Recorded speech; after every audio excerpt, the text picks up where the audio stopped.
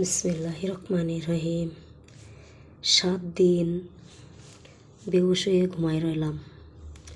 7টা দিন আমার কাছে মনে হয়েছে অনেক দিন। অনেক ধরনের সমস্যা দেখা দিছে। ওই 7টা দিন শুরু হয়ে গেল আবার আর এক কান্না।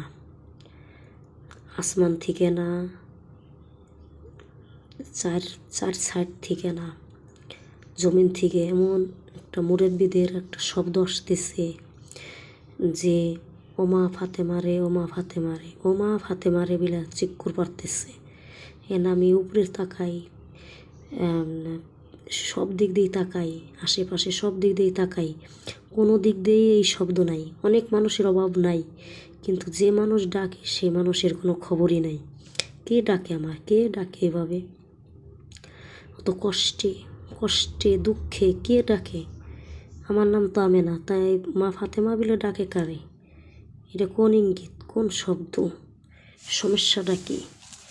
এরকমভাবে ডাকে কেন? এই 7টা রাত, 7 দিন 7 রাত এরকম দুঃখের সাথে ওমা ফাতেমারে বিলে খালি একই শব্দ ওমা ফাতেমারে বিলে ডাকে। এই ডাকা শুনে আমার মনে অনেক কষ্ট লাগতেছে যে কি ব্যাপার, কি এরকম ডাকে কেন? তার মাঝে মাঝে গরুর ডাক, ছাগলের ডাক, হাঁস মুরগির ডাক, বাঁশ কাটার শব্দ, পশু পাখির ডাক। আমি ভাবতেছি যে আমি এরকম অসুস্থ হয়ে রয়েছি, হয়তো সব কিছুরই কষ্ট লাগতেছে। আমার জন্য মনে অবশ্যই দোয়া করতেছে সবাই। এরকম ডাকতেছে, এটি আমি কঠিন আকারে নিইনি, মানে জিনিসগুলো আমি সহজে নিচ্ছি।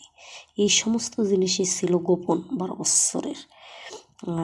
এই 12 বছর পর যেগুলো সদর হবে, আর এগুলো আমি কোনোদিনও ইউটিউবের মাধ্যমে দেশ বিদেশে জানাবো কখনো কল্পনাও করি নেই যে আমার এগুলো জানাইতে হবে, জাহিরে আসবে।